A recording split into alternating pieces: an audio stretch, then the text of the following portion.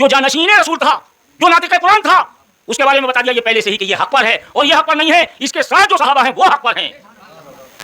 آقا نے فرما دیا، اے عمار تو جس گروہ کی طرف ہوگا اس گروہ کو لوگ شیعہ کہیں گے، لیکن ہوں گے ٹناٹن سنی، کیونکہ علی سے بڑا سنی کوئی نہیں، علی سے بڑا، اور علی کے ساتھ جو ہوگا وہ سنی ہوگا، لیکن لوگ اسے شیعہ سمجھیں گے۔ ہم اولیاء اللہ کے ماننے والے ہیں، ہمارا مسلک اولیاء اللہ ہے، ہمارا مسلک اور اولیاء اللہ جتنے ہیں وہ سب ٹناٹن سنی ہیں۔ حضرت عثمان کہتے ہیں دنیا نے تو میرا ساتھ چھوڑ دیا، کہ علی آپ نے بھی چھوڑ دیا؟ آپ تو میرا دین ہو، جو حق پہ ہو اس پر فتویٰ دے دو، اگر علمی نہ دو تو کم از کم زبانی دے دو۔ تو جو علی علی کہے ان کا یہ شیعہ ہے، یہ تفضیلیہ ہے۔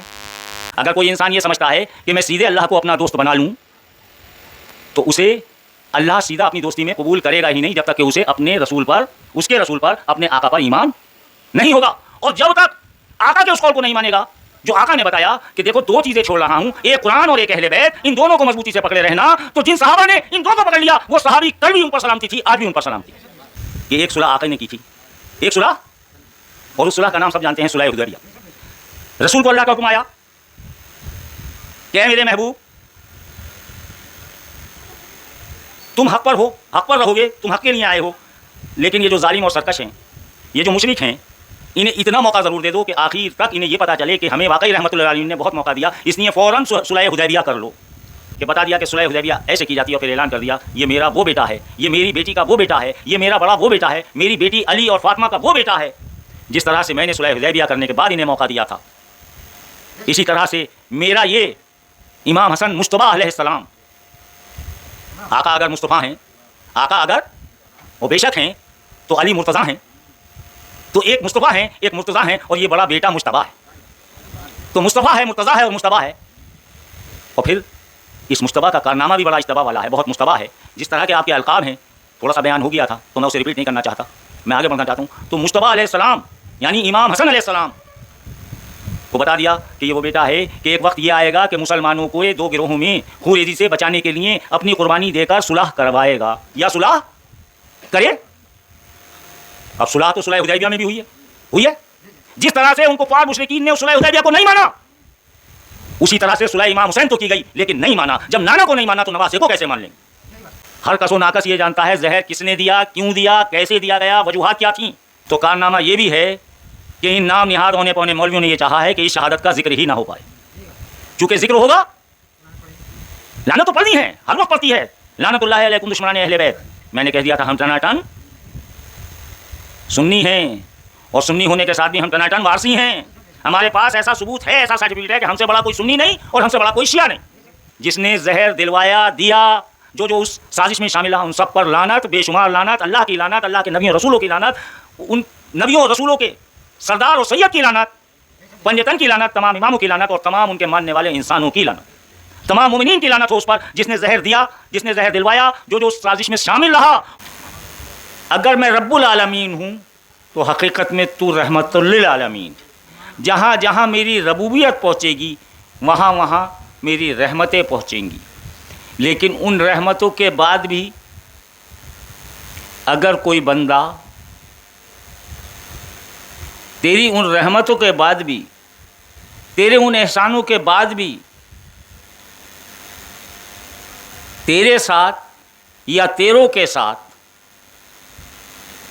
تیری رحمتوں کے بدلے اگر تجھے زحمتیں دے گا تو پھر میری قہاریت اور جباریت اور میری لعنت سے بچ ہی نہیں پائے گا۔ یہ اس کا اٹل فیصلہ ہے وحدہ لا شریک کا،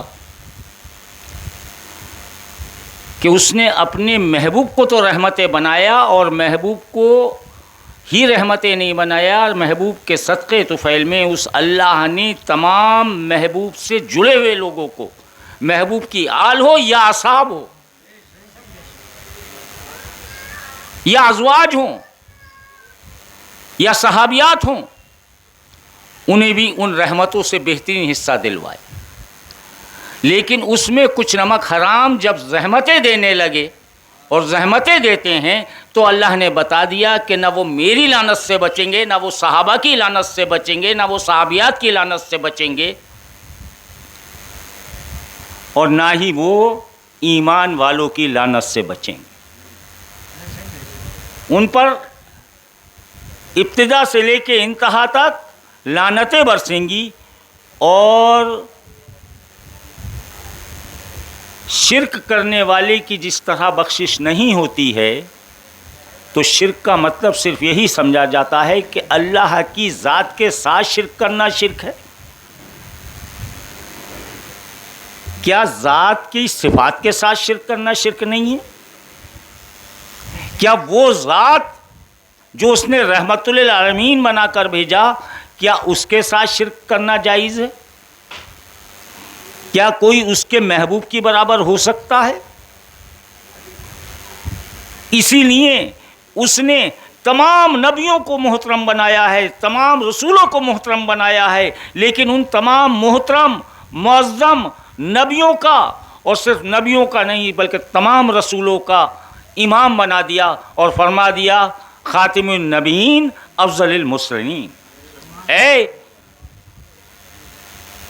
میرے محبوب، اس عوام سے، اس تمام کائنات میں اپنا اعلان کر دیجئے، بتا دیجئے کہ بغیر آپ کے توسل کے یہ نہ کائنات پیدا ہوتی، نہ وجود ہوتا اس کا۔ اگر میں خالق کائنات ہوں، اگر میں خالق ہوں تو تم وجود کائنات ہو، اگر تمہیں پیدا نہ کرتا تو میں کچھ پیدا نہ فرماتا۔ اس ذات کے ساتھ اگر کوئی شرک کرے، اور شرک کا مطلب صرف یہ نہیں ہوتا ہے کہ ہم رسول، دعویٰ تو لوگوں نے اللہ بننے کا بھی کیا، رسول بننے کا بھی کیا، لیکن کیا وہ لعنت کے مستحق نہیں ہوئے؟ حقیقتاً وہ کل بھی لعنت کے مستحق تھے اور آج بھی لعنت کے مستحق ہیں، چونکہ نہ اللہ کے ساتھ کوئی شریک ہو سکتا ہے اور نہ اللہ کے محبوب کے ساتھ کسی کی شرکت ہو سکتی ہے۔ وہ ذات وہ ہے۔ اسی لیے اللہ نے اپنے محبوب کے بارے میں یہ بتا دیا، یہ سمجھا دیا، اور میرے دادا کا شعر ہے تو بالکل واضح ہو جاتا ہے کہ جو بھی ایمان لائے گا، ایمان میں داخل ہوگا، تو پہلے ہی اس کو میری وحدانیت کے ساتھ جب تک رسالت کا اقرار نہیں کرے گا، وہ کبھی بھی اسلام میں داخل ہو ہی نہیں سکتا۔ یعنی پتہ یہ چلا کہ جو ذات باری تعالیٰ میں شرک کر لے وہ مشرک ہے، اور جو رسول کے ساتھ کسی کو شریک کر لے وہ بھی مشرک ہے۔ اسی لیے فرما دیا گیا لا الہ الا اللہ محمد۔ اور اسی لیے پھر ایک شعر میرے دادا نے کہا، اور جو صرف اللہ کو مانے، جو صرف وہ مسلمان نہیں، جو صرف آپ کو مانے مسلمان ہے۔ سبحان اللہ۔ یعنی اللہ کے ساتھ جب تک رسول اللہ کو نہیں مانو گے، ان کا اقرار نہیں کرو گے، آپ اسلام میں داخل ہو ہی نہیں سکتے۔ اب بتائیے، کوئی اگر کلمہ آج پڑھنا چاہے تو کیا اللہ کی جگہ کسی اور کا نام لے گا؟ بڑے غور سے بچوں، لا الہ الا اللہ یعنی اللہ کی جگہ دوسرا نام تو نہیں لے سکتا، اللہ ہی کا نام لے گا۔ اب ذرا سا یوں بتا دیجئے کہ رسالت میں اقرار کس کا کرے گا؟ محمد رسول اللہ ہی کہے گا یا کچھ اور کہے گا؟ تو پتہ چلا کہ نہ تو اس اللہ کی ذات کے ساتھ کوئی شریک ہو سکتا ہے، اور نہ اس کے محبوب کی ذات کے ساتھ کوئی شریک ہو سکتا۔ کلمہ نہ کل بدلا گیا تھا، نہ آج بدلا جائے گا، اور قیامت تک بدلنے کی چیز ہی نہیں۔ اسی پر یقین ہے، اسی پر ایمان ہے، اسی پر موت ہے، اسی پر زندگی۔ لا الہ الا اللہ۔ جب ہم یہاں تک آ گئے اور اس بات کو سمجھ لیا، تو اب اللہ کہتا ہے بس ایک بات سمجھ لو، اطاعت میری اگر کرنا چاہتے ہو، عبادت اگر میری کرنا چاہتے ہو، اگر میرے قریب ہونا چاہتے ہو، تو میرے محبوب کو قریب کر لو۔ اگر تم مجھے دوست بنانا چاہتے ہو، اگر تم مجھے دوست بنانا چاہتے ہو، اللہ کے قریب ہونا چاہتے ہو، تو بس میرے محبوب کو قریب کر لو۔ جس طرح سے میں وحدہ لا شریک تم سب کا ولی ہوں، ویسے ہی تم میرے محبوب کو بھی اپنا ولی مان لو۔ तुम जब तक इसे दोस्त ना बनाओगे, जब तक इसे दोस्त ना बनाओगे, मुझ तक नहीं पहुंचो, मुझ तक। लोगों ने कबूल कर लिया, और जिसने कबूल कर लिया, कुरान ने उनके बारे में बता दिया कि ये साबिकून अव्वलून, ये यानी इन्होंने मेरे रसूल के पैगाम को, जो मैंने पैगाम दिया है, मेरा पैगाम या रसूल का पैगाम एक है, मेरे महबूब का पैगाम एक है, जिसने इसे कबूल कर लिया तो समझ लो जिसने सबकत के साथ सबसे पहले कबूल कर लिया, अव्वल ही दर्जे में कबूल कर लिया, वो साबिकून अव्वलून हैं। और फिर आगे अल्लाह ताला कुरान में फरमाता, वो कौन है? वो महाजिरो अंसार हैं। वो कौन है? और उन्हीं को हम क्या कहते हैं? सहाबा। और सहाबा की भी कैटेगरी में अव्वल दर्जे के सहाबा, चूँकि कुरान उनके बारे में ऐलान कर रहा है कि ये मेरे साबिकून अव्वलून, ये महाजिर अंसार ऐसे हैं जो फतह मक्का से पहले ईमान ले आए हैं, जो फतह मक्का से पहले इस्लाम में दाखिल हो गए हैं। अब बात को कितने ही लोग इस्लाम में दाखिल हो जाएं, इनकी बराबरी कर ही नहीं सकते, इनकी बराबरी हो ही नहीं सकती। वो साबिकून अव्वलून कि उनकी बराबरी ही नहीं हो सकती। तो जो सिर्फ अल्लाह को माने, आपको माने मुसलमान है, सुभान अल्लाह।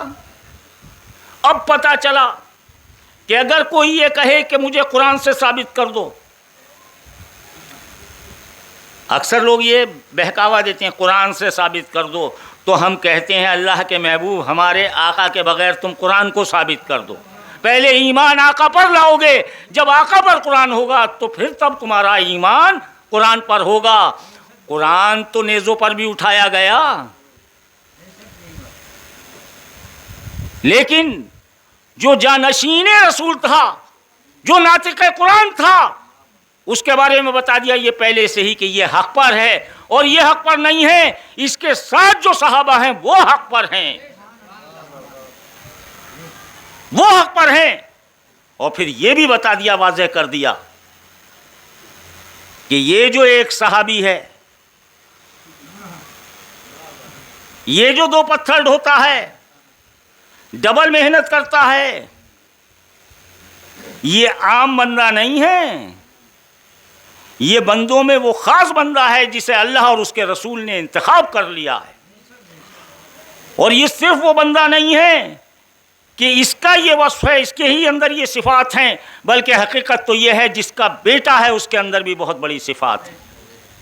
इसके अंदर जो खून है, ये जो हज़रत अम्मार हैं, जिन पर लाखों सलाम हो, अल्लाह उनसे राज़ी, अल्लाह के महबूब राज़ी, उनकी आल राज़ी, और हम तमाम मोमिनीन राज़ी।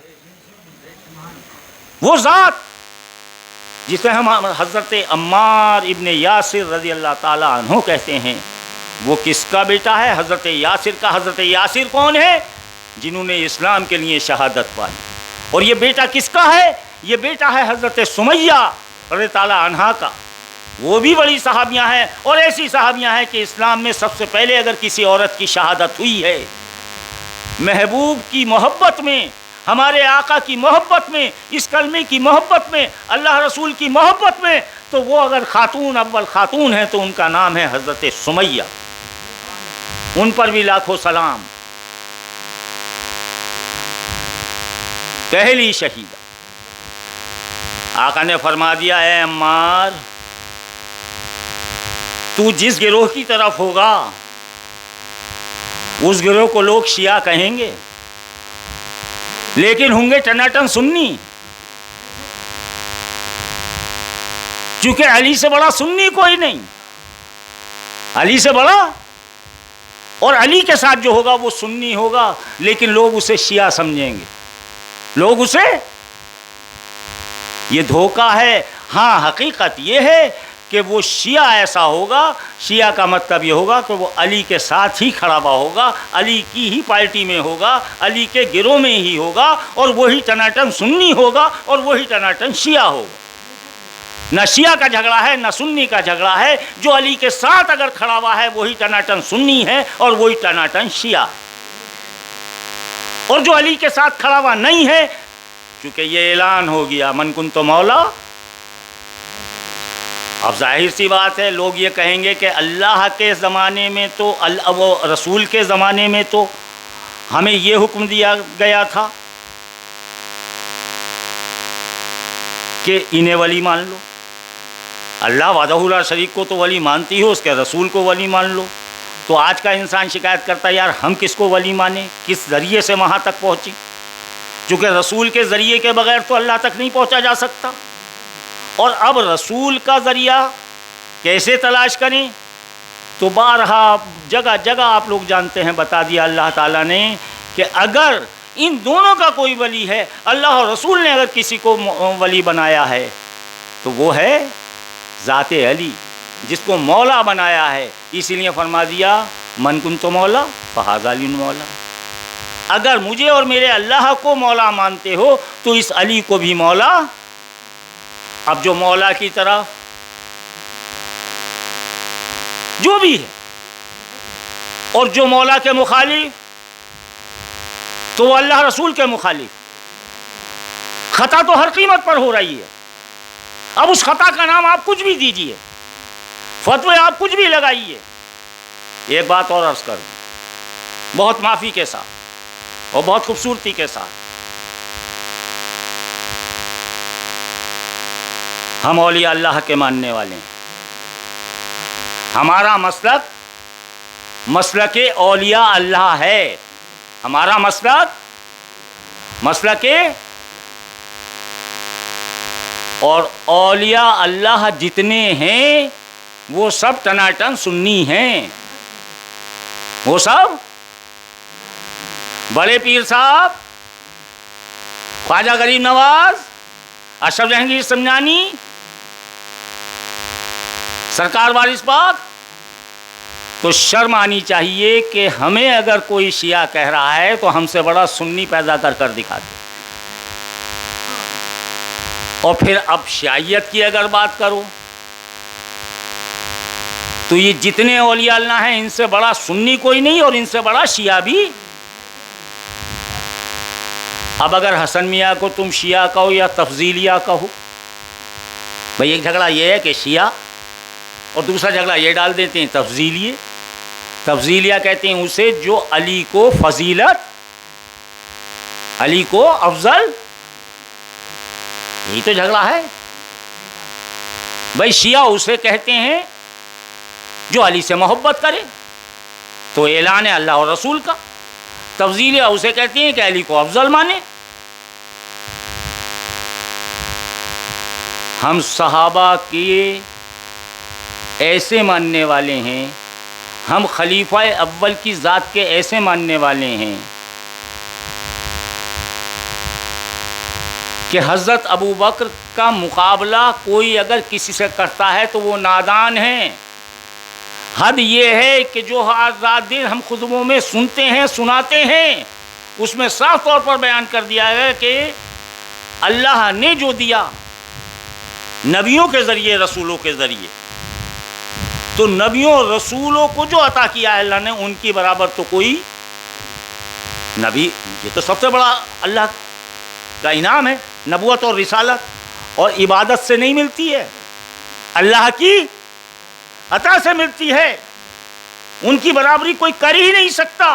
لیکن ہاں ان کے بعد اگر بشریت میں کوئی ہے تحقیق کے ساتھ تو تم اللہ کی نہیں مانو، رسول کی نہیں مانتے، اور اس کے بعد جس ذات کو تم کہہ رہے ہو کہ یہ ذات سب سے بڑی ہے خلیفہ اول کی، حسن میاں یہی کہہ رہے ہیں کہ وہ ذات بھی کہہ رہی ہے کہ علی کا چہرہ دیکھنا عبادت ہے، علی کا ذکر کرنا عبادت.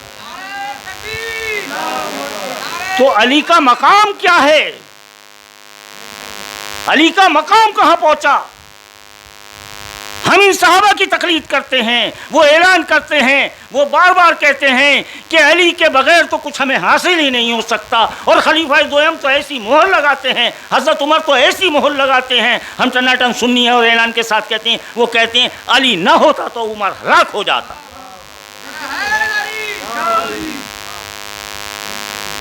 حضرت عثمان کہتے ہیں اللہ ان سے راضی، اللہ کے بندے سارے ان سے راضی۔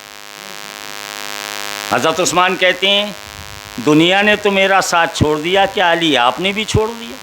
آپ تو میرا دین ہو، تم اللہ کی نہیں مانو، تم رسول کی نہیں مانو، تم صحابہ کی نہیں مانو،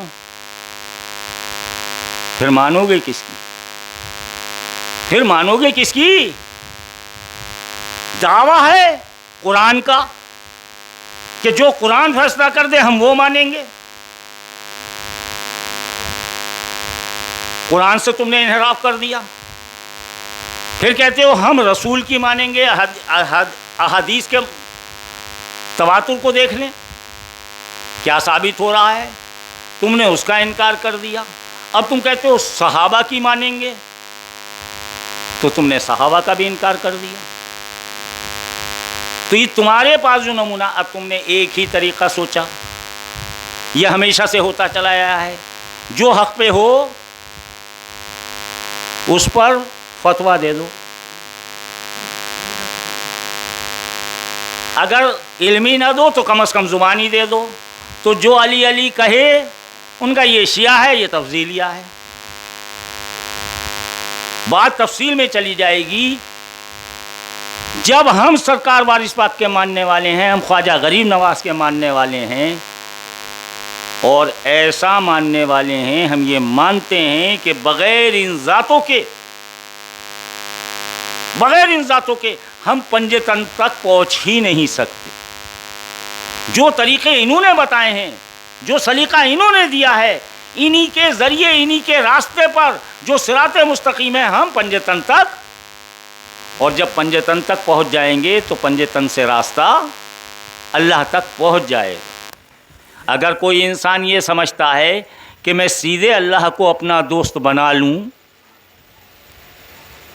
تو اسے اللہ سیدھا اپنی دوستی میں قبول کرے گا ہی نہیں، جب تک کہ اسے اپنے رسول پر، اس کے رسول پر، اپنے آقا پر ایمان نہیں ہوگا۔ اور جب تک آقا کے اس قول کو نہیں مانے گا جو آقا نے بتایا کہ دیکھو دو چیزیں چھوڑ رہا ہوں، ایک قرآن اور ایک اہل بیت، ان دونوں کو مضبوطی سے پکڑے رہنا، تو جن صحابہ نے ان دو کو پکڑ لیا، وہ صحابی کل بھی ان پر سلامتی تھی، آج بھی ان پر سلامتی، اور جنہوں نے صرف قرآن کو پکڑا اور اہل بیت کو چھوڑ دیا، تو پتہ چلا ان کے اندر کل بھی نقص تھا، آج بھی نقص ہے، لہذا وہ صحابی ہو ہی نہیں سکتے۔ صحابی ہونے کی شرط ہی یہ ہے کہ رسول کا آخری پیغام جو ہے، اور جس پیغام میں رسول نے فرما دیا کہ میں دو چیزیں چھوڑ رہا ہوں، ان دونوں کو مضبوطی سے پکڑ لو، ایک اللہ کا کلام قرآن جو مجھ پر نازل ہوا ہے اسے پکڑ لو، اور دوسرا اسے پکڑ لو جو اس قرآن کے محافظ ہیں، وہ ہیں میرے اہل بیت۔ اگر ایک کو پکڑو گے تو محض کتاب تمہیں نجات نہیں دے گی، کتاب والا بھی تمہارے ساتھ ہو، اور اسی لیے آقا نے فرما دیا، آقا نے بتا دیا، سمجھا دیا کہ یہ علی کی ذات جسے میں مولا کہلوا رہا ہوں، اگر اللہ نے مجھے مولا کہلوایا تو اپنا کلام دے کر یہ کہا اس کلام کو میرے بندوں تک پہنچا دے، اے میرے محبوب، وہ عمل کریں گے، تیری اس بات کو مانیں گے، تجھے صادق امین مانیں گے، تو ان کی نجات ہو جائے گی۔ لہذا رسول کا کام تھا تنزیل قرآن، جب قرآن نازل ہو رہا ہے اس پر یقین کرانا کہ دیکھو یہ اللہ کا کلام میرے پاس آیا۔ تو لوگ یہ بھی کہہ سکتے تھے اس وقت کے صحابہ، ان کی بڑی عظمت ہے کہ صاحب ہمیں دکھاؤ اللہ میاں نے کہاں سے بھیجا، کیسے فرشتہ آیا؟ کسی صحابی نے فرشتے کو دیکھا؟ کسی نے اللہ کو دیکھا؟ پتہ چلا بس رسول کو یہ مان لیا کہ واقعی یہ اللہ کے نبی اور رسول ہیں، اور ان پہ فرشتہ آتا ہے، اور یہ کلام اللہ کا کلام ہے جو رسول کے ذریعے ہمیں مل رہا ہے۔ اسی لیے کسی شاعر نے کہا ہے، جسے لوگ کہتے ہیں کلام الہی تمہاری زبانی سنا ہے محمد صلی اللہ علیہ وسلم۔ اب سوال یہ ہے کہ وہ قرآن جب آ رہا ہے، نازل ہو رہا ہے، تو آقا نے فرمایا کہ میرا جھگڑا تو لوگوں سے تنزیل قرآن پہ تھا کہ یہ اللہ نے نازل کیا ہے، اسے مان لو، یہ میرا کلام نہیں ہے، اللہ کا کلام ہے، نازل مجھ پر ہو رہا ہے، یہ ہے تنزیل قرآن۔ اور آگے فرما دیا، علی تیری ذات وہ ہے کہ مجھ سے لوگ تنزیل قرآن پر لڑے ہیں اور تجھ سے تعویل قرآن پر لڑے، تجھ سے۔ اور مثال اس کی یہ ہے کہ جب تو میدان کارزار میں، میدان جنگ میں تجھے لے کر جائیں گے لوگ، تو رحمت للعالمین کا جانشین ہے، تو جنگ نہیں کرے گا، تو حق دے گا لوگوں کو۔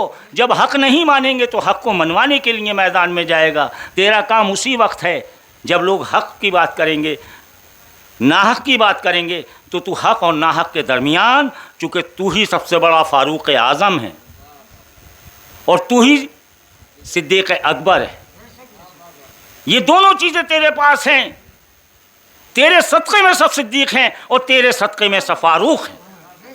تجھ سے بڑا نہ کوئی فاروق ہوگا، نہ تجھ سے بڑا کوئی صدیق ہوگا، اور تیری صداقت کا اعلان کرنے کے لیے عمار یاسر تیرے ساتھ ہوگا، اور عمار یاسر جب تیرے ساتھ ہوگا تو جو لوگ تیرے اور اس کے خلاف ہوں گے وہ ناحق پر ہوں گے اور تو حق پر۔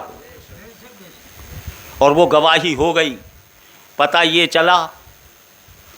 لیکن سوال یہ ہے، یہ انسان کی بڑی کھوپڑی اپنے آپ کو بچانے کے لیے چلتی ہے، وہ بھی مجھ سے اور تم سے نہیں، اس اللہ کی بارگاہ میں دھوکہ دیا جاتا ہے۔ اور وہ کیسے دیا جا رہا ہے کہ ہم نے عمار کو تھوڑی قتل کیا ہے، ہم نے عمار کو تھوڑی قتل کیا ہے، وہ تو علی نے ہمارے نیزوں کے سامنے کر دیا، تلوار کے سامنے، اس لیے وہ قتل ہو گئے۔ مولا علی نے فوراً اس کا جواب دیا، اس کا مطلب یہ ہے کہ امیر حمزہ رسول اللہ نے قتل کرایا، وہ تو ان کے سگے چچا ہیں۔ اب اس کا کوئی جواب نہیں ہے، چونکہ حق اور ناحق چھٹ گیا۔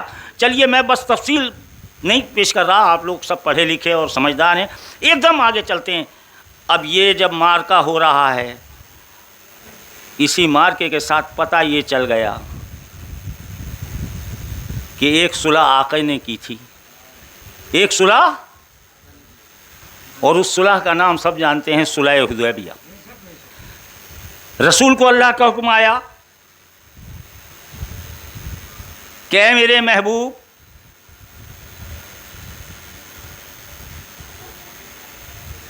تم حق پر ہو، حق پر رہو گے، تم حق کے لیے آئے ہو، لیکن یہ جو ظالم اور سرکش ہیں، یہ جو مشرک ہیں، انہیں اتنا موقع ضرور دے دو کہ آخر تک انہیں یہ پتہ چلے کہ ہمیں واقعی رحمت اللہ علیہ نے بہت موقع دیا، اس لیے فوراً صلح حدیبیہ کر لو۔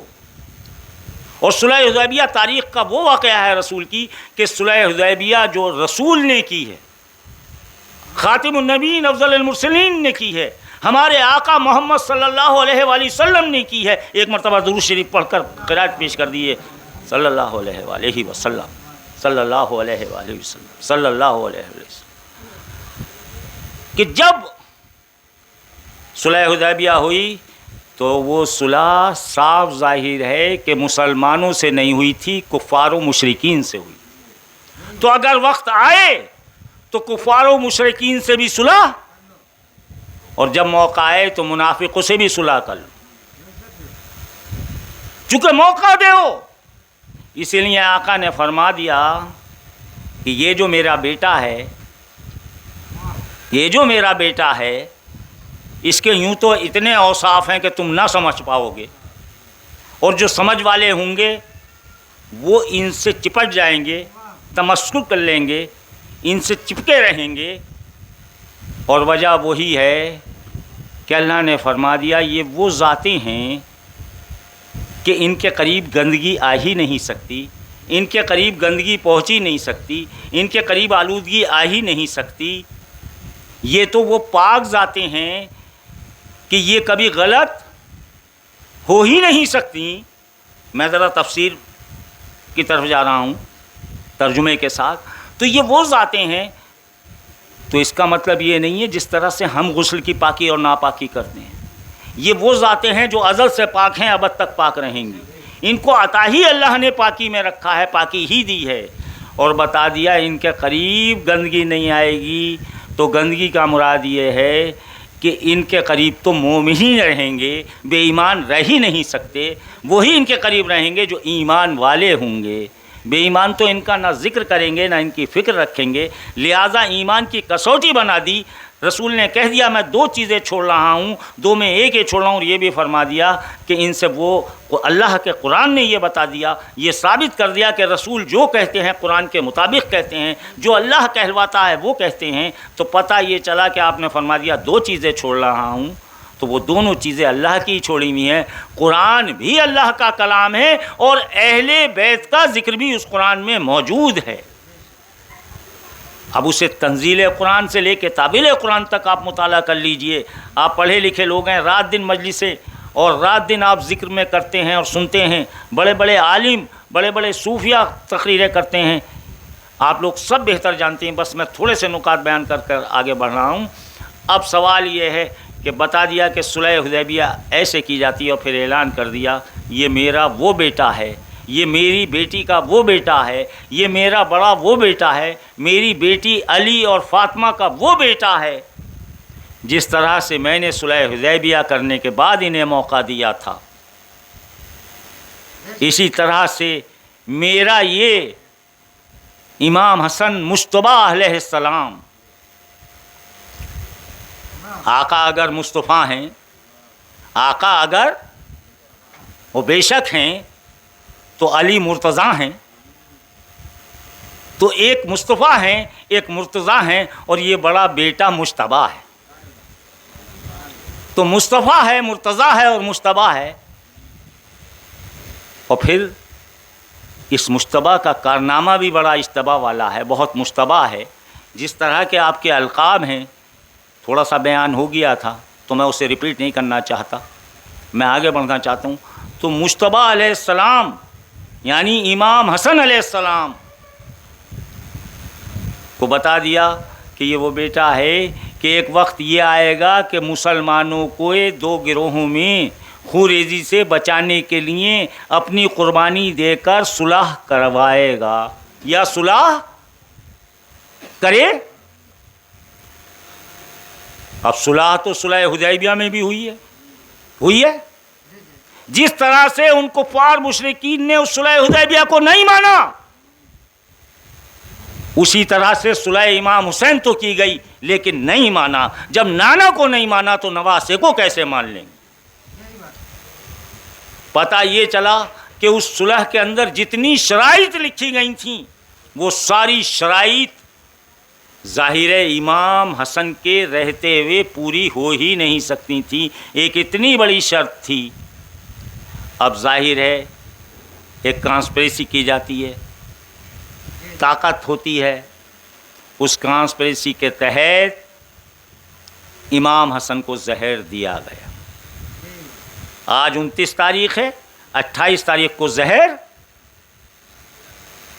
ہر کس و ناکس یہ جانتا ہے زہر کس نے دیا، کیوں دیا، کیسے دیا گیا، وجوہات کیا تھیں. حد تو یہ ہے کہ کربلا کے ذکر میں صدقہ جس طرح سے حضرت زینب کا ہے کہ کربلا آج تک زندہ ہے. کربلا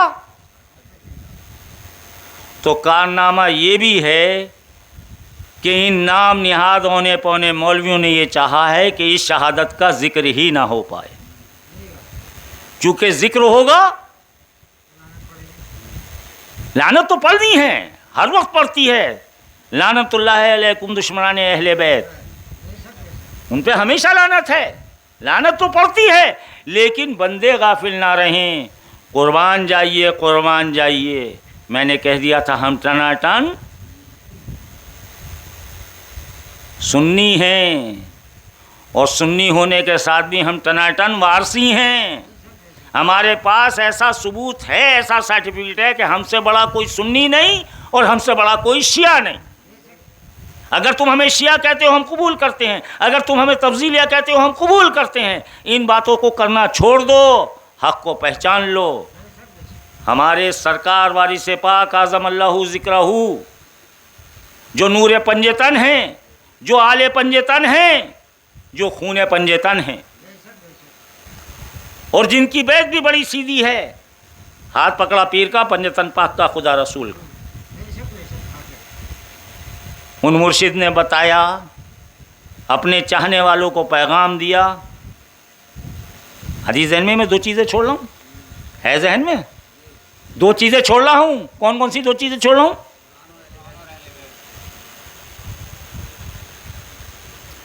اب قرآن جو چھوڑا گیا، تو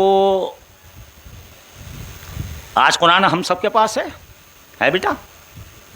کوئی اسپیشل کاغذ پہ چھپا ہوا؟ عام کاغذ پہ چھپتا ہے۔ جب عام کاغذ پہ چھپتا ہے تو پھر ہم اس کاغذ کو کیوں چومنے لگے؟ چونکہ نسبت قرآن سے ہو گئی۔ اب اس نسبت کی وجہ سے ہم اس کو چوم رہے ہیں۔ اس کی سیاہی وہی عام ہے جس سے اور کتابیں چھپ رہی ہیں، لیکن جب اس سے قرآن کے حرف چھپ گئے تو اب اس سیاہی کو بھی چوما جا رہا ہے۔ نسبت یہی ہے نیت کہ ہم قرآن کو چوم رہے ہیں۔ تو ہمارے سرکار وارث پاک نے بتایا اسی حدیث کے تحت کہ دیکھو، جس طرح تم قرآن کا احترام کرتے ہو، چونکہ قرآن کے حرف کو جہاں نسبت ہو جائے، جس ورقے سے نسبت ہو جائے، جس سیاہی سے نسبت ہو جائے، جس کپڑے میں وہ رکھا جائے اس سے نسبت ہو جائے، تو اگر میں کہوں آپ نے قرآن کو چوما تو آپ کہیں گے ہم چومتے ہیں۔ میں کہوں گا تم نے تو اس کے کپڑے کو چوما۔ پھر میں کہوں گا تم نے تو اس کے سیاہی اور ورقے کو چوما، تو تم کہو گے نہیں، ہماری نیت تو یہ ہے کہ ہم قرآن چوم رہے ہیں، اللہ کا کلام چوم رہے ہیں۔ نسبت کو چومنے کا مطلب ذات کو چومنا۔ ذات کیا ہے؟ قرآن کی نسبت سے چوما جا رہا ہے۔ تو آپ نے فرمایا سنو میرے چاہنے والوں، جس طرح قرآن کا کہیں ورقہ گرا ہوا دیکھتے ہو اور اسے چوم کے ایک طرف ادب سے اٹھا کے رکھتے ہو اور پھر اسے ٹھنڈا کر دیتے ہو، یا تو کہیں ایسی جگہ پہ جہاں کسی کا قدم نہ پہنچے، صاف ستھری جگہ پہ، یا تو اسے دفن کر دو یا پھر اسے بہتے ہوئے پانی میں ٹھنڈا کر دو۔ سرکار وارث پاک نے فرمایا قربان جائیے ملجا و ماوانا اشرف العالمین، عالم پناہ عالم نواز کی ذات پر، کہ سرکار وارث پاک نے فرمایا اپنے چاہنے والوں سے جس طرح قرآن کے ورقے کو تم چوم کر رکھتے ہو، اسی طرح اس تعزیے کی پنی اگر کہیں پڑی ہو تو اسے چوم کر رکھو، اسے چوم کر ٹھنڈا کرو۔ کوئی اعتراض کرے کہ یہ کیسے کر دیا، تو سرکار وارث پاک نے اپنی طرف سے کچھ نہیں کہا، اللہ رسول کا وہی پیغام ہے جو اللہ رسول نے بتایا کہ اب نسبت جس طرح قرآن سے اس کو ہو گئی، اور اللہ کے رسول فرما رہے ہیں میں دو چیزیں چھوڑ رہا ہوں، تو اب حسین کی نسبت سے جو تعزیہ بن گیا، اب ہم اس کی عظمت کر رہے ہیں کہ اس پنی پر جو نام آ گیا، جو نسبت پیدا ہو گئی، وہ حسین علیہ السلام سے ہو۔ اب سمجھ لیں کیسا قول ہے سرکار وارث پاک اعظم اللہ ذکرہ کا۔ جس طرح قرآن کی حرمت ہے، عظمت ہے، اسی طرح اس تعزیے کی پنی کی بھی حرمت رکھ۔ جو اللہ کا ماننے والا ہے وہ کرے گا، جو رسول کا ماننے والا ہے وہ کرے گا، جو صحابہ کا ماننے والا ہے وہ کرے گا، اور جو صحابیات کا ماننے والا ہے وہ بھی کرے گا، چونکہ ام سلمہ اس کی مثال ہیں، اس شیشی کی، اس تعزیے کی۔ اور جو اولیاء اللہ کا ماننے والا ہے وہ بھی اس کو کرے گا، اور جو ان میں سے کسی کا ماننے والا نہیں ہے یا کمزور ہے تو وہ اس کو نہیں کرے گا۔ دو باتیں سمجھ میں آ گئی۔ اب تیسری بات اور سمجھ لیں، اور پھر اس کے بعد آپ نے کہا ان اونے پونوں نے ذکر حسین پہ واویلا تو بہت مچایا، یاد حسین پہ، عرس حسین پہ واویلا تو بہت مچایا، لیکن یہ صدقہ ہے اسی اہل بیت کا اور رسول اللہ کا کہ ذکر حسین نہ رک پایا، شہادت حسین کا ذکر نہ رک پایا، عشرہ نہ رک پایا۔ آج بھی لوگ کر رہے ہیں، بلکہ لوگوں نے پکار کر کہہ دیا قتل حسین اصل میں مرگ یزید ہے، اسلام زندہ ہوتا ہے ہر کربلا کے بعد، ہر سال زندہ ہوتا ہے، تو وہ تو رک نہیں پایا۔ لیکن ان اونے پونے مولویوں نے چھوٹے بھائی کے ذکر کو تو نہ چھپا پائے، لیکن یہ بڑے بھائی کے ذکر کو چاپ گئے ہیں۔ یہ بڑے بھائی کے ذکر کو، اور آپ کی شہادت کا بیان نہیں ہوتا، آپ کا ذکر نہیں ہوتا، جبکہ حق ہمیشہ بڑے بھائی کا بڑے بھائی کا ہے. ہمارے سرکار وارث پاک حسینی سید ہیں, ماں اور باپ سے حسینی ہیں, لیکن اس کے باوجود عظمت حسین اور خون حسین کا یہ جوش تھا کہ خون حسین نے یہ کہا کہ جب اپنے باپ دادا کا ذکر ہو تو تائے کا ذکر بھی ضرور. پتہ یہ چلا آپ نے فرمایا کہ چھوٹے بھائی کا ذکر ہو اور بڑے بھائی کو لوگ بھول جائیں.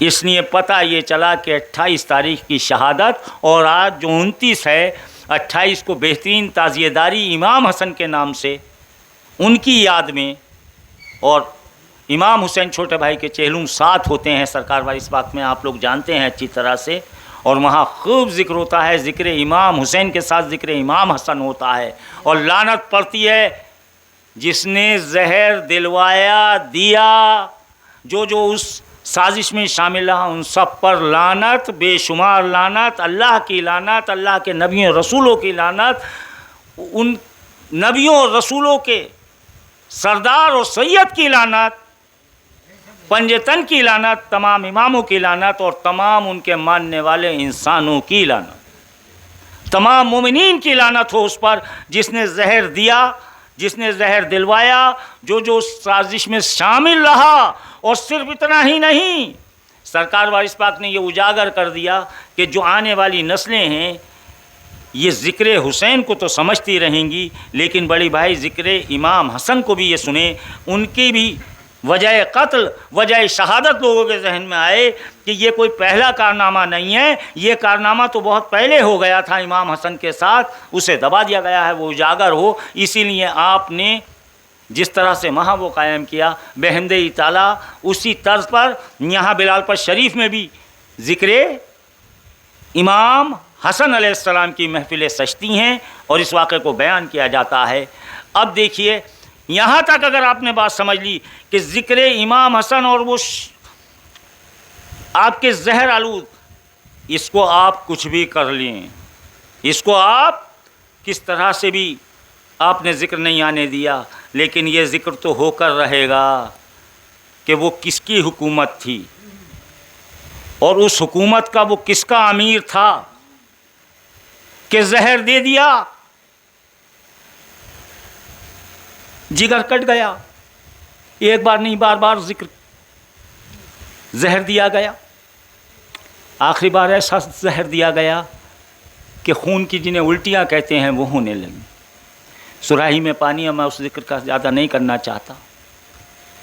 آپ کی شہادت ہو گئی, سب کچھ آپ نے بیان بھی کر دیا.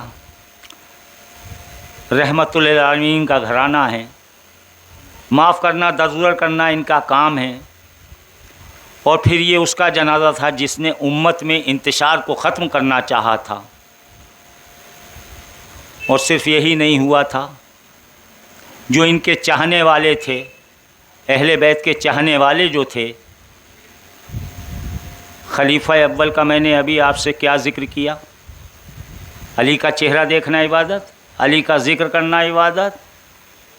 اس حدیث کو تو نہ مٹا پائے, نہ مٹا پائیں گے, چونکہ اللہ رسول کے قول نہیں مٹتے ہیں, لیکن ظالموں نے کوشش یہ ضرور کی کہ اس خلیفہ اول کے بھی 2 بیٹوں کو شہید کیا گدھے کی کھال میں.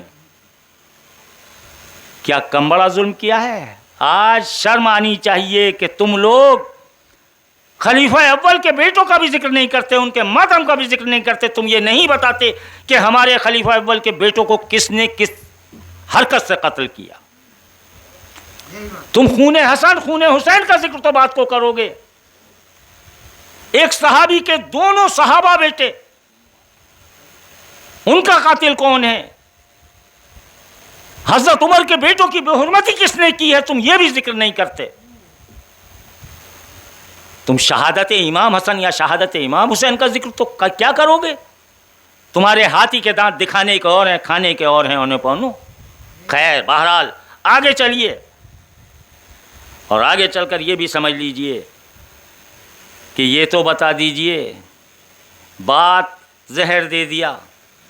آپ نے بظاہر یہ چاہا کہ ایک کانٹا دور کر دیں, اور صلح کرنے کے بعد جو کربلا قائم ہوئی ہے, کربلا سے بڑا اعزاز امام حسن علیہ السلام کا یہ ہے کہ صلح کر کر ننگا کر دیا، اس گروہ کو ننگا کر دیا، رسول نے اشارے کر دیے، علی نے کرتا اتار دیا، امام حسین نے ننگا کر دیا، اور ان ننگوں نے ناچ کربلا میں جا کر کیا۔ یہ تاریخ ہے اسلام کی، میں نے ذرا سا اشاروں میں بیان کیا ہے، حالانکہ میں اشارے نہیں کرتا ہوں، کھل کے ہی بتاتا ہوں، کھل کے ہی کہہ بھی رہا ہوں۔ اب سمجھ لیجئے کہ یہاں تک تو آپ سمجھ لیں گے۔ اب جب وہ ہو گیا تو اب نوبت یہ آئی، بات یہ آتی ہے، آپ کہتے ہیں، ہم کہتے ہیں، اور جو آپ کہتے ہیں ہم مانتے ہیں، نبی کی وراثت نہیں ہوتی، نبی کی وراثت نہیں ہوتی۔ ام المومنین کی شہادت، آپ کا واقعہ یہ ثابت کرتا ہے کہ خلیفہ اول ہوں یا خلیفہ دوم ہوں، آپ کی اجازت سے ہی دفن ہوئے۔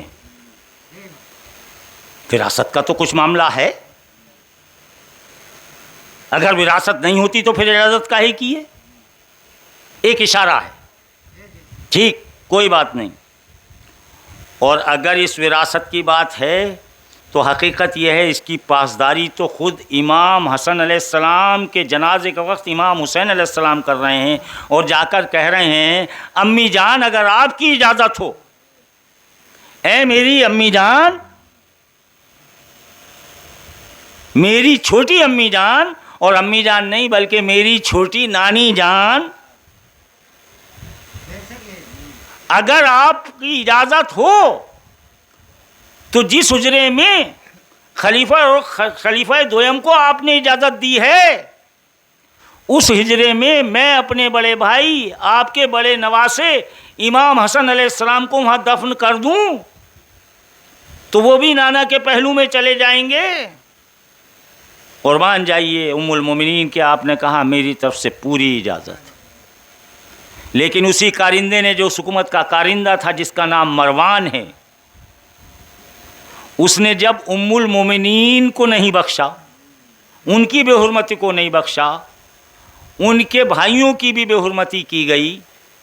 تاریخ یہ ہے کہ صرف رسول اور آل رسول سے بدلے نہیں لیے ہیں، ان کمبختوں نے رسول اور آل رسول کے چاہنے والے صحابہ سے بھی وہی بدلے لیے۔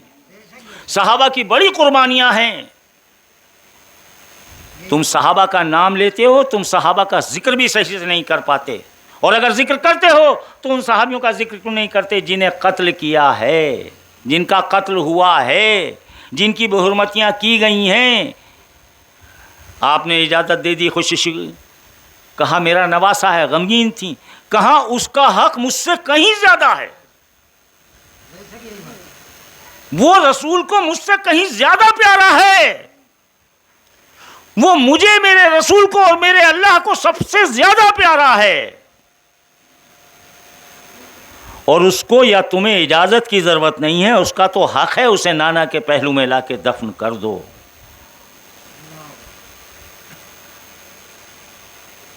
چھوٹے بھائی امام حسین علیہ السلام اس جنازے کو تیار کر نکلے، چند لوگ ساتھ تھے، حکومت کا ڈر تھا،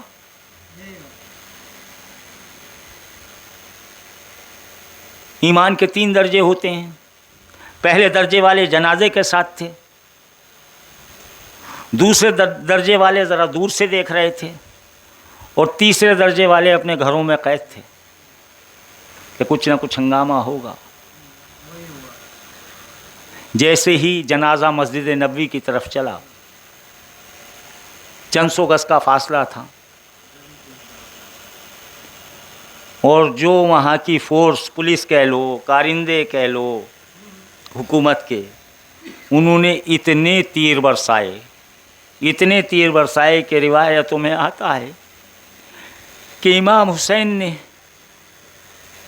اپنے تلوار کے دستے پر ہاتھ رکھا کہ تلوار نکالوں اور یہیں آج کربلا بنا دوں، لیکن بھائی کی وصیت یاد آ گئی کہ نانی تو اجازت دے دیں گی لیکن سازش ہوگی اور ہو سکتا ہے مجھے وہاں دفن نہ کرنے دیا جائے، تو تم جھگڑا مت کرنا،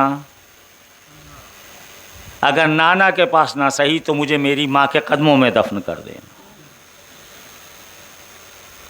رسول کے پاس نہ صحیح جگر گوشے رسول کے قدموں میں دفن کر دینا۔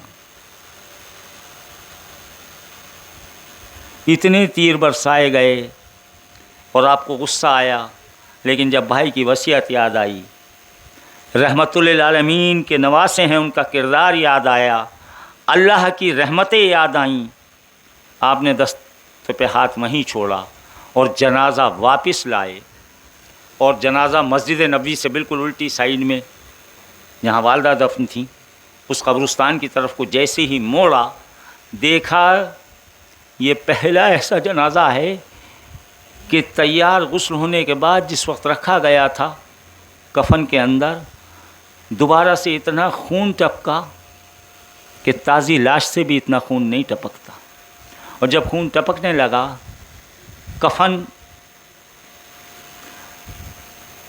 خون آلود ہو گیا۔ جنازہ واپس کرتے ٹائم گھر لایا گیا، دوبارہ نہلایا گیا، دوبارہ کفن دیا گیا،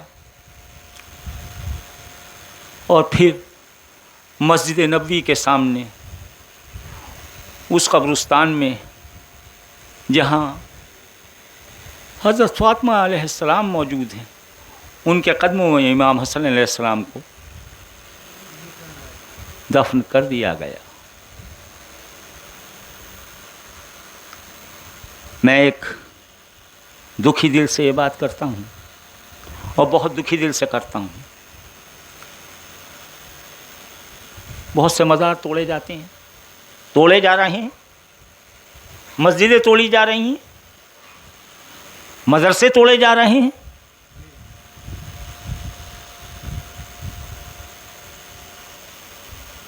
کوئی پریشانی نہیں ہے، مجھے کم از کم کوئی پریشانی نہیں، آپ لوگوں کو اگر ہو تو ہو، مجھے کوئی پریشانی نہیں ہے، کیونکہ ذرا غور کر لیجئے، ذرا سوچ لیجئے کہ رسول کی بیٹی حضرت فاطمہ علیہ السلام پوری کائنات میں جتنا اچھا ان کا روزہ ان کا مزار ہوتا تو بنا ہوا جو مزار تھا بھی اس کو بھی توڑ کر مسمار کر کر آج قبر کا نشان بھی نہیں ہے، لوگ اندازے سے کہتے ہیں ادھر چلے جاؤ اور جانے نہیں دیا جاتا۔ یہ ہے کردار مسلمانوں کا، اس وقت بھی ایسا ہی تھا، آج بھی ایسا ہی ہے۔ آپ یہ سوچتے ہیں کہ آل رسول کے ساتھ اس وقت ظلم ہوا ہے، آج اس سے زیادہ ظلم ہو رہا ہے۔ آج بھی حضرت فاطمہ کے مزار کی بات چھوڑیے، قبر کا نشان بھی نہیں ہے، اور جو بنا ہوا گنبد اور بنی ہوئی عمارت تھی وہ بھی مسمار کر دی گئی ہے، تو آپ سے بڑا مزار کس کا ہے؟ سارے مزار بھی ٹوٹ جائیں تو اس مزار کا مقابلہ، اور ان کے قدموں میں پڑے ہوئے جو امام حسن علیہ السلام ہیں، ہمارے آقا امام حسن مجتبیٰ علیہ السلام ہیں، ان کا بھی مزار روزہ بنا ہوا تھا پرانی تصویروں میں، اسے بھی کیا افسوس کرو گے بچوں، کیا افسوس کرو گے نوجوانوں اور میرے بزرگوں، کیا افسوس کرو گے؟ افسوس کا مقام تو یہ ہے کہ آج بھی یہ مطالبہ ہم نہیں کرتے کہ حضرت فاطمہ کا مزار کم از کم اس کی نشاندہی ہو جائے۔ امام حسن کے مزار کی نشاندہی کس کی سرکار ہے؟ وہاں کس کی گورنمنٹ ہے؟ وہاں کس کا جبر ہے؟ یاد رکھو کربلا میں کوئی ہمارا ہندو بھائی نہیں گیا تھا، کوئی ہمارا گیا ہو تو بتاؤ، کربلا میں کون تھے؟ نام نہاد اونے پونے مولویوں کے فتوے تھے، وہی وہاں موجود تھے، جیسے کہ آج ذکر اہل بیت کو بند کرنا چاہتے ہیں۔ शहादत के जिक्र को बंद करना चाहते हैं। कल भी इनकी ताकत ज्यादा थी, आज भी इनकी ताकत ज्यादा है। आज फतवों से, कलम से वार कर रहे हैं, तलवार से वार करते थे। अब बताओ वहां क्या है? वहां ऐसी साहब, वहां गुमनामी है। आपको किसने रोका है? आप एहतजाज करें, हमें हक है कि सबसे पहले एहतजाज उसका करें जब बात को कोई एहतजाज करें। करबला में कोई हिंदू भाई नहीं गया था, बल्कि रिवायतों से पता चलता है, तारीख से पता चलता है कि जब हिंदुस्तानी हिंदुओं को पता चला तो हिंदुओं की एक कौम हुसैनी पंडित कहलाती है। इसी वजह से वो हुसैनी पंडित अपना काफिला लेकर वहाँ पहुँचे थे, वो अपने सिपाही लेकर वहाँ पहुँचे थे, पूरी सेना वहाँ गई थी। लेकिन जब चूँकि फासला ज़्यादा था, ये लोग जब तक वहाँ पहुँचे, इन्हें पैगाम मिला जब तक वहाँ शहादत, तो फिर इन लोगों ने जाके उस करबला में उन लाशों की निशानदेही की, उन्हें दफन किया, उन्हें दबाया, जो वहाँ मौजूद थी मिस्मार हुई भी। ये एक रिवायत और तारीख़ पता चलती है। और ये इस हिंदुस्तान में हुसैनी पंडित आज भी बेहतरीन ज़िक्र इमाम हसन इमाम हुसैन करते हैं, ज़िक्र पंजतन करते हैं, अपने यहाँ ताज़िया मनाते हैं। ये है हमारे हिंदुस्तान की खूबसूरती। और इसीलिए तो आका ने कहा था, इसीलिए तो आका ने फरमाया था, मुझे हिंदुस्तान से कुछ हल्की ठंडी हवाएं महसूस होती हैं। इसीलिए तो करबला के मैदान में इमाम हुसैन ने यह कहा था कि अगर तुम मुझे चाहो तो मुझे हिंदुस्तान की तरफ जाने दो। और यही तो वजह है कि अगर काबे का दरवाज़ा किसी तरफ खुलता है तो हमारे हिंदुस्तान की तरफ ही खुलता है। जितना ईमान हम हिंदुस्तानियों का महफूज है और जो रहमतुल आलमीन का सदका हमें मिला हुआ है, जो दर्द, जो टीस अहले बैत और पंजतन के मामले में, इन शहादतों के मामले में हम रखते हैं, शायद हमारे पास और तो कुछ नहीं है। लेकिन शफीउल मुज़निबीन के बारगाह में अपने गुनाहों की बख्शिश कराने के लिए हमें हसनैन करीमैन इमाम हसन अलैहिस्सलाम, इमाम हुसैन अलैहिस्सलाम की अगर भीख मिल जाएगी कि हम बड़े नाकारा हैं, हम बड़े बदवा हैं, लेकिन बस अपने नवासों के सदक़े हमें बख्शिश दे दें, तो शायद हम पर रहम आ जाए। वरना इस उम्मत ने तो रसूल को कबूल करने के बाद आले रसूल के साथ जो बुग़्ज़ किया है, और आज तक वो कलम से भी कायम है, वो ज़ुबान से भी कायम है। अल्लाह उन सब पर लानत भेजे और ज़िक्र इमाम हसन इमाम हुसैन सलाम को हमेशा मोमिनों के दिलों में ऐसे ही उजागर रखे। कितने ही मज़ारात तोड़ दिए जाएं, कितनी ही मस्जिदें तोड़ दी जाएं, कितने ही मदरसे ख़त्म कर दिए जाएं, लेकिन इस दिल से ईमान अल्लाह रसूल, कलमा ला इलाहा इल्लल्लाह मोहम्मद रसूलुल्लाह ना कोई छीन सकता है, ना तोड़ सकता है, ना इसे कोई छीन सकता है। यही हमारी निजात का सबब है। लेकिन अफसोस तो इस बात का है कि गैर से तुम्हें शिकवा है और अपने से तुम्हें दोस्ती है। इसीलिए अल्लाह का फ़ैसला इसी बात पर होगा, जालिम कौन है, मज़लूम कौन है, महसूद कौन है, हासिद कौन है। बस एक आखिरी हदीस का तर्जुमा सुनाकर बरकत दूंगा अपनी बातों को। अल्लाह के प्यारे हबीब हमारे आका मोहम्मद सल्लल्लाहु अलैहि वसल्लम की एक हदीस, यूँ तो बहुत सी हदीसें हैं, बहुत आपने सुनी होंगी, बस आप लोग बराह मेहरबानी इस हदीस को याद कर लें, समझ लें और अपने दिलों में उतार लें, और बस समझ में आ जाएगा ज़िंदगी क्या है, मौत क्या है, ये दुनिया की रंगीनियाँ क्या हैं। जिसे सुना है कि हज़रत कब्र में तशरीफ़ लाते हैं, सुना है कि हज़रत कब्र में तशरीफ़ लाते हैं, तो ऐ दोस्तों हम मरते नहीं, जीने को जाते हैं, एक दिन सबको मौत आनी है। लेकिन वो हदीस आप गौर कर लें, रसूल अल्लाह ने ना अपनी रिसालत पर फ़ख्र किया, بڑا غور سے سمجھ لینا، بچوں یاد کر لو، رسالت بہت بڑی چیز ہے، اور آپ تو تمام رسولوں کے سردار ہیں، تمام نبیوں کے سردار ہیں، تمام نبیوں کے امام ہیں، تمام رسولوں کے امام ہیں، ٹھیک ہے؟ آپ نے کبھی فخر نہیں کیا، قرآن جو ام الکتاب ہے، سب سے بڑی کتاب ہے، اس پر فخر نہیں کیا، کسی چیز پر فخر نہیں کیا۔ آقا نے اگر فخر کیا ہے، حدیث سن لیجئے، الفخر فخری، مجھے اپنی فقیری پر فخر ہے، یعنی کس بات پر؟ فقیری پر۔ پوری زندگی فاقوں سے ہی گزار دی اہل بیت نے، گزار دی، سنتے ہو نہیں؟ تو آقا اگر فخر کرتے ہیں تو فقیری پر کرتے ہیں۔ اور اسی کے ساتھ ایک حدیث اور یاد کر لو، آپ اللہ سے جب بھی دعا کرتے تھے، ہم لوگوں کو سمجھانے کے لیے، اللہ کے محبوب تھے، اللہ سے ہم کلام تھے، تو جس وقت سب باتیں ہونے کے بعد اس یا تو حدیث پہ فخر کیا، اور جب اللہ سے کوئی دعا کرتے تھے ہمیں سمجھانے کے لیے، تو اس دعا کو بھی یاد کر لو بیٹے۔ آپ فرماتے تھے کہ اے اللہ تو مجھے مظلوم رکھنا، ظالم مت بنانا۔ آقا وجود کائنات کہہ رہے ہیں، کیا کہہ رہے ہیں؟ تو مجھے مظلوم رکھنا، ظالم نہ بنانا، چونکہ ظالم کی بخشش نہیں ہے اور مظلوم بے گناہ بخشا جاتا ہے۔ تو مجھے اے اللہ ظالم نہ بنانا، مظلوم رکھنا۔ امام حسن علیہ السلام مظلوم ہیں، امام حسین علیہ السلام مظلوم ہیں، مولا کائنات مظلوم ہیں، حضرت فاطمہ مظلوم ہیں، 12 کے 12 امام مظلوم ہیں۔ خدا ہے، مصطفیٰ ہے، مرتضیٰ ہے، کسی دیگر سے مجھ کو کام کیا ہے؟ ائمہ یازد نور علی ہیں، ہر ایک ان میں سے میرا پیشوا ہے۔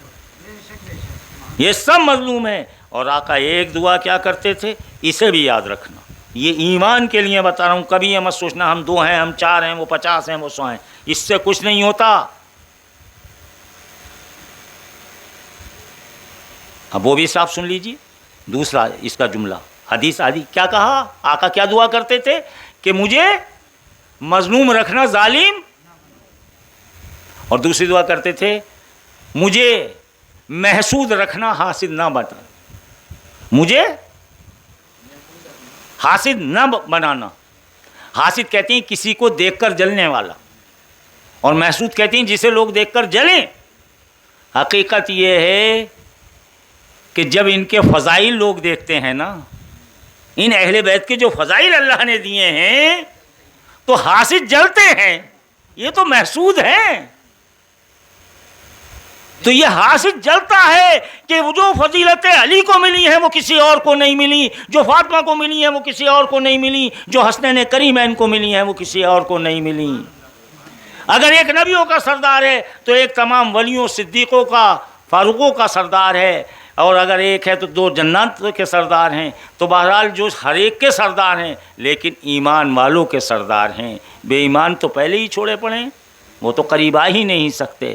تو پتہ یہ چلا کہ بیٹے یاد رکھو گے ان 2 باتوں کو، دونوں حدیثوں کو یاد رکھو گے، کہ ایک تو یہ کہ مجھے محسوس رکھنا۔ تو آج آپ کیا دیکھ رہے ہیں، جب فضائل بیان کرو، ہم بات امام حسن امام حسین کی کریں، لوگ جلتے ہیں کہ یہ اس کا ذکر نہیں کرتے۔ ابے اس کا ذکر کرتے ہیں، لیکن وہی تو ذکر کریں گے جو اللہ رسول نے بتایا ہے۔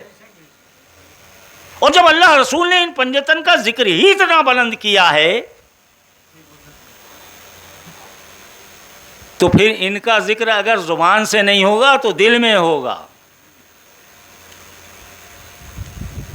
کتنے ہو گئے ولی علی کہتے کہتے، آپ ولیوں کے سردار۔ تو بیٹے یہ دونوں حدیثیں بالکل پکی یاد رکھنا، اور کبھی مت گھبرانا، اور فتویٰ دینے والے کی کبھی پرواہ مت کرنا کہ یہ ہمیں شیعہ کہہ رہے ہیں یا ہمیں تفضیلی، لیکن خود یاد کرنا، ذہن میں رکھنا، ہم نہ تفضیلیوں کا ذکر کرتے ہیں، نہ ہم شیعوں کا ذکر کرتے ہیں، ہم سنی ہیں، اور ہم پکے سنی ہیں، اور سنی ہونے کے بعد ہمیں معلوم ہے کہ ذکر پنجتن ہی ہماری دنیا اور آخرت دونوں میں کامیابی کا اور اسی لیے میں نے بتا دیا کہ ہم کسی مسلک میں نہیں پڑھتے، ہم مسلک اولیاء اللہ کے ماننے والے ہیں۔ اور حقیقت یہ ہے کہ جو ایک حدیث وہیں آخر پھر کر لو اور وہیں سمجھ لو، دو چیزیں چھوڑ کر جا رہا ہوں، ایک قرآن اور ایک اہل بیت، ان دونوں کو پکڑے رہنا۔ وآخر دعوانا ان الحمدللہ رب العالمین۔ اللہ تعالی ہمارے اور آپ کے یہاں بیٹھنے کو، اس ذکر کو، اس فکر کو اللہ تعالی ہمیشہ کے لیے قائم رکھے۔ صراط مستقیم صرف اور صرف انہی کا راستہ ہے، چونکہ اللہ نے بتا دیا کہ صراط مستقیم انہی کا راستہ ہے، وہی صحیح راستے پر رہیں گے جو جن پر انعام ہوا ہے ان کے راستے پر چلیں گے۔ تو اے اللہ، ہم تیرے انہی جن پر انعام یافتہ جو تیرے یہ بندے ہیں، ہم انہی کے راستے پر چلتے ہیں۔ اللہ تو ہمیں انہی کے راستے پر زندہ رکھ، انہی کے راستے پر موت دے، انہی کے راستے پر ہمیں کھلا، انہی کے راستے پر ہمیں پلا۔ اللہ تعالی ہمارے گناہوں کی بخشش فرما۔ جو اس ایمان اور اس عقیدے کے ساتھ اس دنیا سے رحلت فرما گئے ہیں ہمارے بہن بھائی، ان کے درجات کو بلند فرما۔ اس کربلا کے صدقے، ان شہداء کے صدقے، خاص طور پر امام حسن علیہ السلام کی زہر آلود شہادت کے صدقے، اس کفن پہ لگے ہوئے خون کے دھبوں کے صدقے، میرے مالک و مولا سب جگہ خیر و برکت عطا فرما۔ خاص طور پر ان مہتاب حسین وارسی کے مکان میں خیر و برکت عطا فرما، پوری بستی میں قریب قریب کے مکانوں میں خیر و برکت عطا فرما۔ جہاں جہاں ذکر اہل بیت، ذکر رسول، ذکر اولیاء اللہ، ذکر صحابہ کی محفلیں سجائی جاتی ہیں، میلاد و مجلسیں ہوتی ہیں، مالک و مولا ان سب ایمان والوں کے ہاں خیر و برکت عطا فرما، ان سب کے درجات بلند فرما۔ خیر و برکت کے ساتھ اے میرے مالک و مولا تو سب کی سلامتی عطا فرما۔ اے میرے مالک و مولا پورے عالم میں امن و چین عطا فرما۔ ہمارے ملک ہندوستان کا بول بالا فرما، اس میں امن و سکون عطا فرما، سب میں بہترین اخوت پیدا فرما۔ اے میرے مالک و مولا ظالم مٹ جائے اور مظلوم کو بلند و بالا فرما۔ اے میرے مالک و مولا ہمارے اس ملک ہندوستان کو خوشحال بنا۔ اللہ تعالیٰ پورے عالم میں اپنے حفظ و امان میں رکھ۔ اے میرے مالک و مولا خاص طور پر جو یہ جنگیں ہو رہی ہیں، اس میں تو حق کا بول بالا کر، ظالموں کی رسی کو کاٹ دے اور مظلوموں کے ساتھ بلند و بالا کر دے۔ اے میرے مالک و مولا تو تنکے کو شہتیر بنانے والا، شہتیر کو تنکا بنانے والا ہے۔ مالک و مولا تو قادر مطلق ہے، مالک و مولا تو خالق مطلق ہے، مالک و مولا تو اپنی جباری اور قہری کے جو بھی تیری صفات ہیں مالک و مولا، ہمیں اس سے بچا۔ ہم مظلوم ہیں، ہم محسود ہیں مالک و مولا، ظالموں اور حاسدوں پر یہ چلا۔ میرے پیر و مرشد کا قول مالک و مولا جو ہے سرکار وارث پاک کا، محبت کرو، حسد سے بچو، اسی پر ہمیں قائم فرما۔ اور مالک و مولا جب دم واپسی ہو تو لب پہ ہو حق وارث لا الہ الا اللہ محمد رسول اللہ، حق وارث یا وارث۔